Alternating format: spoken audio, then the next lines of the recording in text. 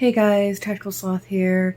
I have been convinced to sign up for the Nightmare Division of Potato Brutality, despite the fact that I am a marshmallow of a human being, and as someone who is a mediocre athlete and not really any better as a shooter, it's probably not a good idea.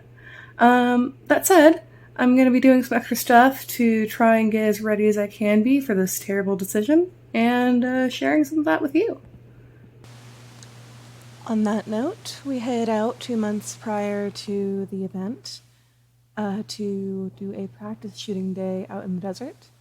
I wasn't feeling the greatest this day, but I showed up and I did the thing because that is how you go from being pretty bad at something to being slightly okay at something. We did this sort of in the style of a 2-gun action challenge match at home, so we had a combination of rifle shooting and pistol shooting, as well as some, you know, physical aspects of it, such as throwing the kettlebell and just general running around.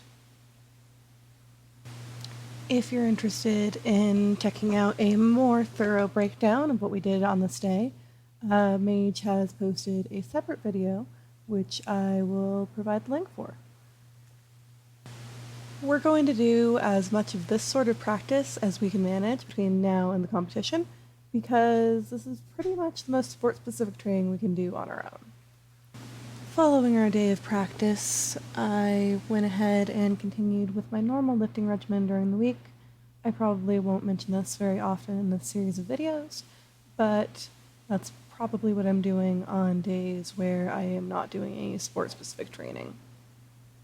We headed out to the Tucson area a day early for the 2-gun action challenge match because I had the bright idea to climb Picacho Peak the day before the competition, which was very rewarding, fun hike, but pretty exhausting. It's rated as difficult, and according to my hiking tracker at least, it was just over a 4-mile round trip and just under 3,000 feet of elevation gain, which, is actually pretty tiring.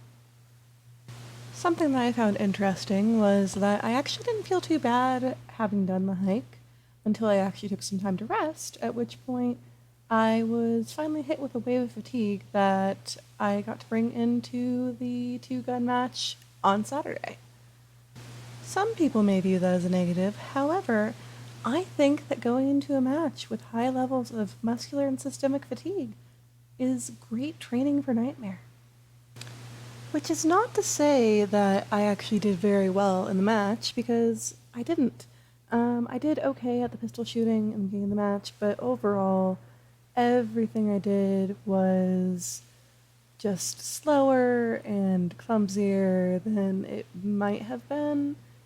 But learning to function even when you are highly fatigued is a learned skill, and it's one that I'm still working on. And perhaps most importantly, it's going to be a vital skill to at least develop somewhat if I want to make it to the end of Nightmare Day 2. The only consolation that I have as someone who is participating in Nightmare is that supposedly you're not allowed to time out, which is always a problem that I usually have. So, I'm not saying that it sounds like fun to do a 15-minute long Kasara drill with a pound kettlebell. I'm just saying that I could probably still do it if I can go slowly enough. That said, real talk, I still have a lot of prep to do before I'm anywhere near ready for Nightmare. But I've got almost 2 months, so I don't know, maybe a miracle will happen. Let's find out. Have a good one, guys. I will be back whenever I can pull together another week of content.